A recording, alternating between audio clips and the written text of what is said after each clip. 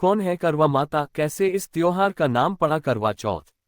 करवा चौथ के दिन महिलाएं पूरे दिन निर्जला व्रत रखती हैं और 16 श्रृंगार करके शिव, पार्वती, करवा माता, गणेश और चंद्रमा की पूजा करती हैं। इस दिन महिलाएं व्रत के सभी नियमों का पालन करती हैं। आइए जानते हैं कौन है करवा माता और करवा चौथ पर पढ़े जाने वाली कथा भी जानें। इस वर्ष करवा चौथ व्रत 20 अक्टूबर 2024 दिन रविवार मनाया जाएगा। करवा चौथ व्रत कथा। कौन है करवा माता। करवा चौथ व्रत कथा 2024 को है। अखंड सौभाग्य और पति की लंबी उम्र की कामना के लिए महिलाएं करवा चौथ का व्रत रखती हैं। इस बार यह शुभ तिथि 20 अक्टूबर 2024 को है। ये पर्व हर वर्ष कार्तिक मास के कृष्ण पक्ष की चतुर्थी तिथि को रखा जाता है। महिलाएं इस दिन निर्जला व्रत रखती हैं और 16 श्रृंगार करके शिव, पार्वती, करवा माता, गणेश और चंद्रमा की पूजा करती हैं। इस दिन महिलाएं व्रत के सभी नियमों का पालन करती हैं और करवा माता से पति और परिवार की तरक्की का कामना करती हैं। लेकिन कभी आपने सोचा है कि आखिर करवा माता कौन है और इस त्योहार का नाम करवा चौथ कैसा पड़ा?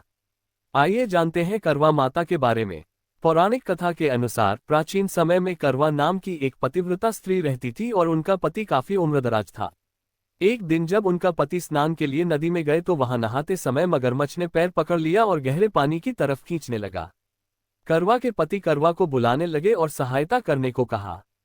पतिव्रता स्त्री होने के कारण करवा में सतीत्व का काफी बल था। करवा भागकर आए और सूती साड़ी से धागा निकालकर अपने तपोबल के माध्यम से मगरमच्छ को बांध दिया। सूत के धागे से बांधकर करवा मगरमच्छ को लेकर यमराज के पास पहुंची। यमराज ने कहा कि हे देवी, आप यहाँ क्या कर रही हैं और क्या चाहती हैं?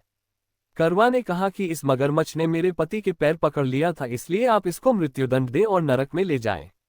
यमराज ने कहा कि अभी मगर की आयु शेष है, इसलिए समय से पहले मृत्यु नहीं दे सकते। करवा ने कहा कि अगर आप मगरमच्छ को मृत्युदंड देकर मेरे पति को चिरायु का वरदान नहीं देंगे तो मैं अपने तपोबल के माध्यम से आपको नष्ट कर दूंगी।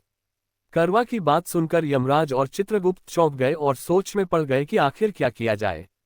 तब यमराज ने मगर को यमलोक भेज दिया और करवा के पति को चिरायु का आशीर्वाद दिया। चित्रगुप्त ने भी करवा को सुख समृद्धि का आशीर्वाद दिया और कहा कि तुमने अपने पति के प्राणों की रक्षा की है, उससे मैं बेहद प्रसन्न हूँ। मैं वरदान देता हूँ कि आज की तिथि के दिन जो महिला आस्था और विश्वास के साथ तुम्हारा व्रत करेगी, उसके सौभाग्य की रक्षा मैं स्वयं करूंगा। उस दिन कार्तिक मास की चतुर्थी तिथि थी, जिससे करवा और चौथ के मिलने से इस व्रत का नाम करवा चौथ पड़ा। इसके बाद भगवान श्री कृष्ण के कहने पर पांडवों की पत्नी द्रौपदी ने इस व्रत को किया था, जिसका उल्लेख वराह पुराण में मिलता है। करवा चौथ की कथा। एक साहूकार के 7 लड़के और एक लड़की थी। सातों भाई अपनी बहन से बहुत प्रेम करते थे और एक साथ बैठकर खाना खाते थे। बहन की शादी के बाद पहली बार करवा चौथ आया और उस वक्त अपने मायके थी। रात के समय जब साहूकार के सभी लड़के भोजन करने बैठे तो उन्होंने अपनी बहन से भी भोजन करने को कहा। बहन ने कहा कि आज करवा चौथ का व्रत है, चांद को अर्घ्य देकर ही भोजन करूंगी। बहन को भूख से व्याकुल देख भाइयों ने नगर के बाहर एक पेड़ पर चढ़कर अग्नि जला दी और छलनी में से चांद दिखा दिया। भाइयों ने कहा कि देखो चांद निकल आया है, अब तुम अर्घ्य देकर खाना खा लो। साहूकार की बेटी ने अपनी भाभियों से कहा, देखो चांद निकल आया है, तुम लोग भी अर्घ्य देकर भोजन कर लो। नंद की बात सुनकर भाभियों ने कहा कि अभी चांद नहीं निकला है, तुम्हारे भाइयों ने अग्नि जलाकर उसके प्रकाश को चांद के रूप में तुमको दिखा रहे हैं। साहूकार की बेटी ने भाभियों की बात नहीं सुनी और अर्घ्य देकर भोजन करना शुरू कर दिया। पहला टुकड़ा तोड़ा तो उसमें बाल निकल आया, दूसरे पर छींक आ गई और तीसरा टुकड़ा जैसे ही तोड़ा तो ससुराल से पति की मृत्यु की खबर प्राप्त होती है। पति की मृत्यु खबर सुनकर वह रोने लगी और फिर भाभियों ने पूरी घटना के बारे में बताया और कहा कि ऐसा करने से करवा माता और चंद्र देवता नाराज हो गए हैं।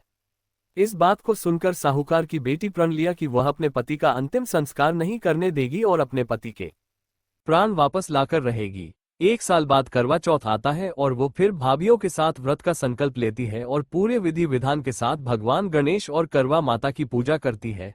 इसके बाद उसका श्री गणेश करते हुए जीवित हो उठता। ये कथा आपको कैसी लगी? लाइक कमेंट्स कर बतलाइए और चैनल को सब्सक्राइब अवश्य कर दीजिए।